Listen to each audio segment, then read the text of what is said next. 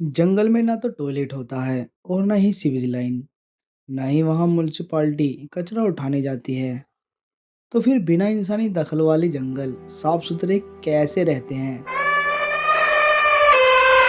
चिंगाड़ मारते हाथियों के झुंड को भोजन और पानी से लबालब इलाकों तक पहुंचने की सदियों पुराने रास्ते याद हैं।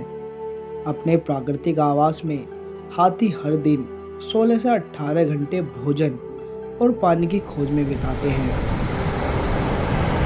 झुंड के हर बड़े हाथी को आज कम से कम 150 किलो पत्ती, फल, छाल, घास और टहनियों की जरूरत पड़ेगी और मौका खोजकर 100 से 200 लीटर पानी भी पी लेंगे।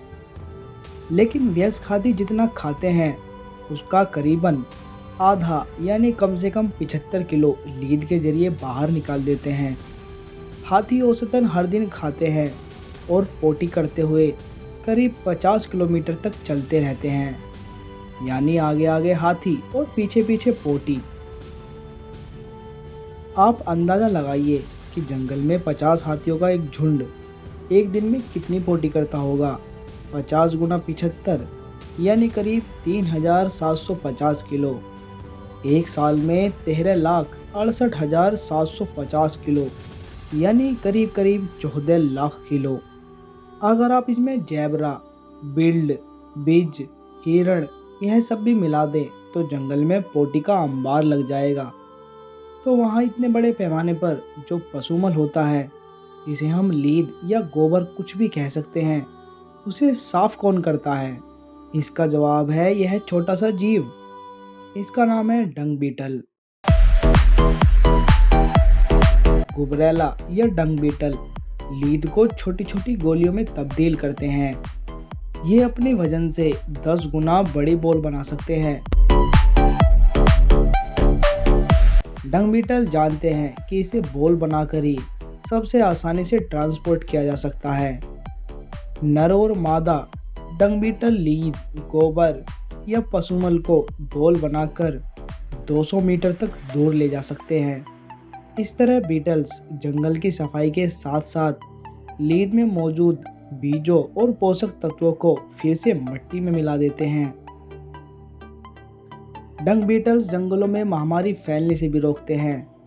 असल में पशुओं का खून चूसकर बीमारी फैलाने वाले बफेलो और हॉर्न मक्खियाँ इस लीद में अंडे देती हैं। साथ ही इस लीद में अन्य जीवों के पेट तक पहुंचने वाले कीड़े भी पनपते हैं। प्रकृति में सफाई कर डंग बीटल ऐसी मक्खियों की संख्या 95% तक कम कर देते हैं और कर्मियों के विस्फोट को भी नियंत्रित करते हैं। एक खेत में पड़े 16 टन गोबर यानी करीब 1.5 ट्रक गोबर को 10 दिन के भीतर साफ कर दिया गया। उसे पूरे खेत में खाद की तरह फैला दिया गया। इस दौरान मिट्टी में छोटे छोटे सुराख किए गए और उनमें गोबर की गोलियां डाल दी गई।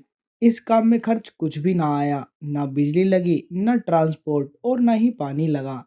असल में ये डंग बीटल ने किया। एक अनुमान के मुताबिक डंग बीटल्स की मदद से अमेरिका के किसान हर साल 38 करोड़ डॉलर बचाते हैं। इन गुबरैलाओं को आपने गौशालाओं के पास जरूर देखा होगा।